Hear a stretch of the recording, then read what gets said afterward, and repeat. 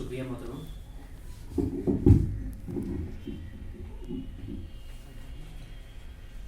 چند روز قبل ایک ادبی محفل میں ملاقات کے دوران جناب خورشید کاظمی صاحب نے ایک ذمہ داری مجھ طفل مکتب کو دی کہ مجھے اعجاز غزل پر پرچہ پڑھنا ہے.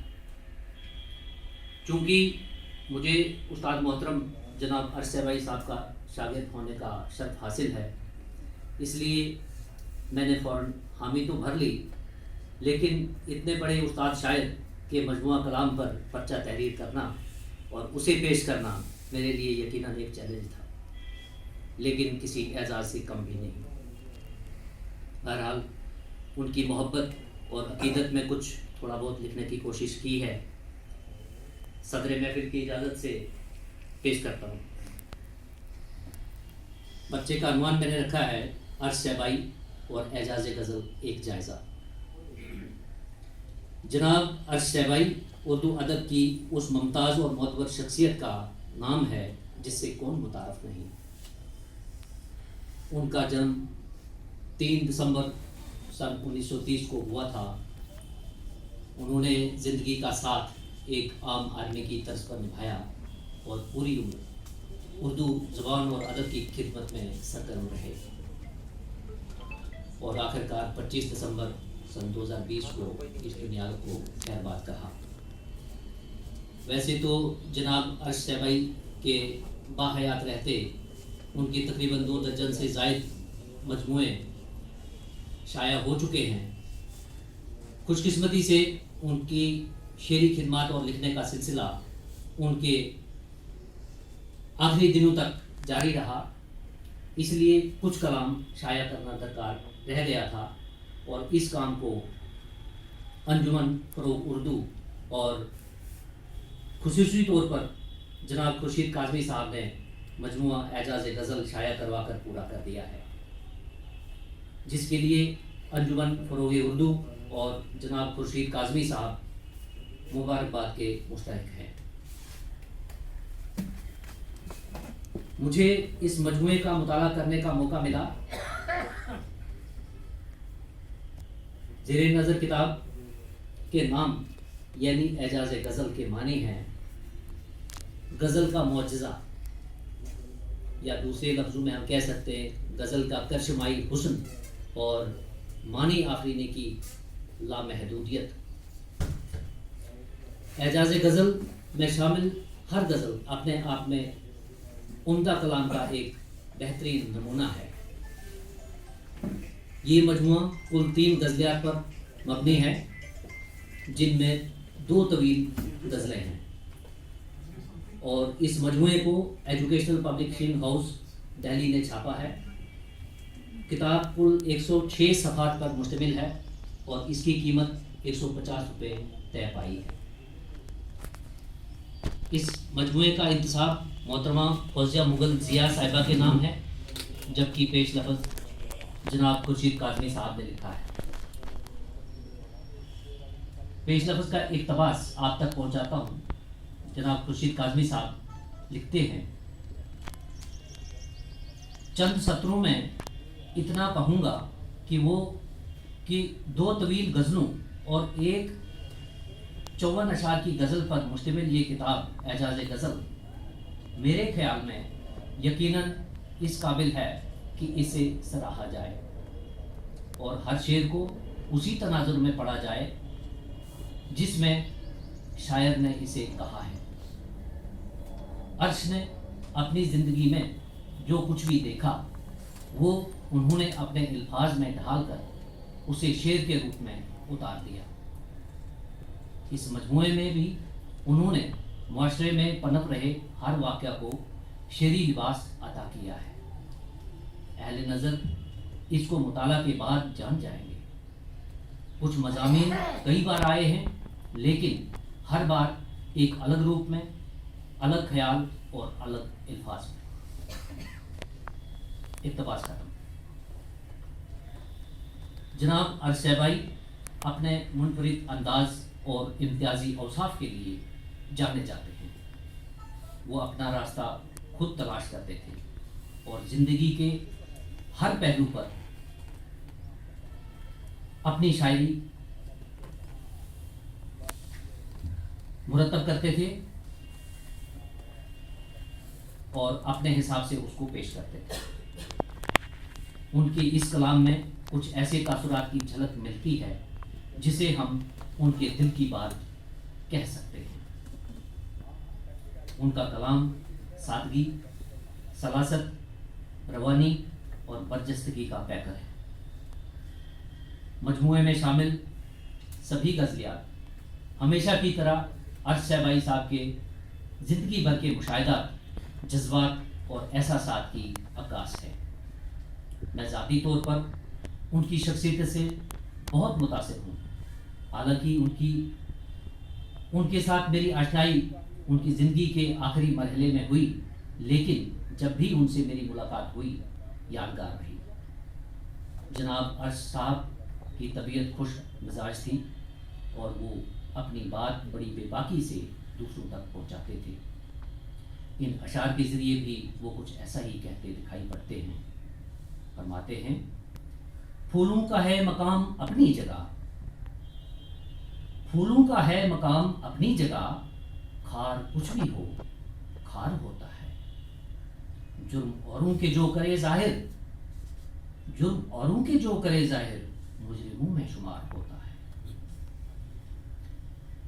مجموعے میں شامل بحر حزج مسدس مخدوم بحر پر کہی عرش سیبائی صاحب کی ایک طویل غزل سے چند اشعار ملاحظہ فرمائیں.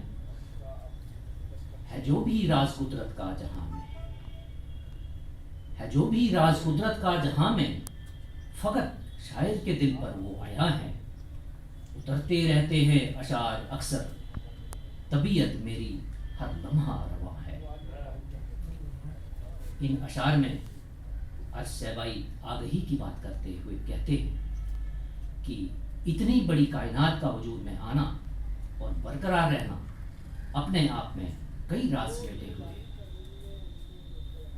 جنہیں سمجھ پانا ہر ایک کے بس کا نہیں. قدرت کے ایسے راز صرف ایک شاعر ہی جان سکتا ہے.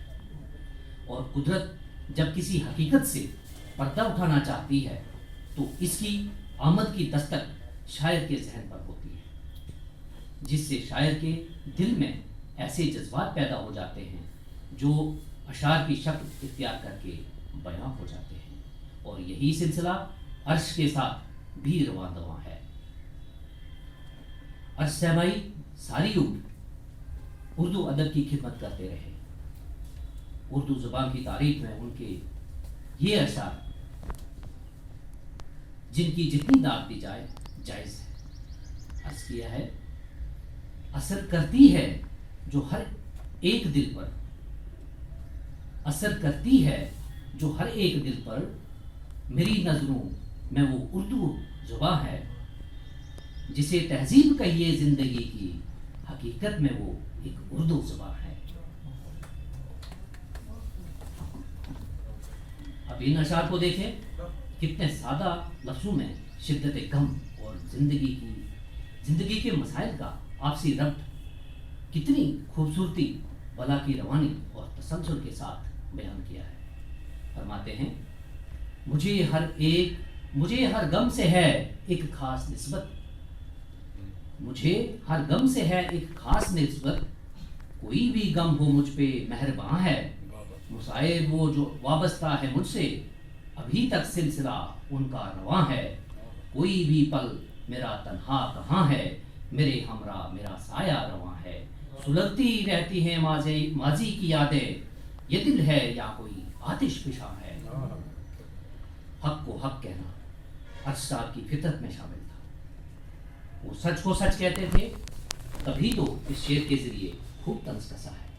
کہتے ہیں، بشر میں خوبیاں ہوں گی ہزاروں، بشر میں خوبیاں ہوں گی ہزاروں، مگر یہ کشتۂ سود و ضیاء ہے، مگر یہ کشتۂ سود و ضیاء ہے. سماج کے اندر کئی لوگ افلاس اور مایوسی کی زندگی میں مبتلا ہوتے ہیں.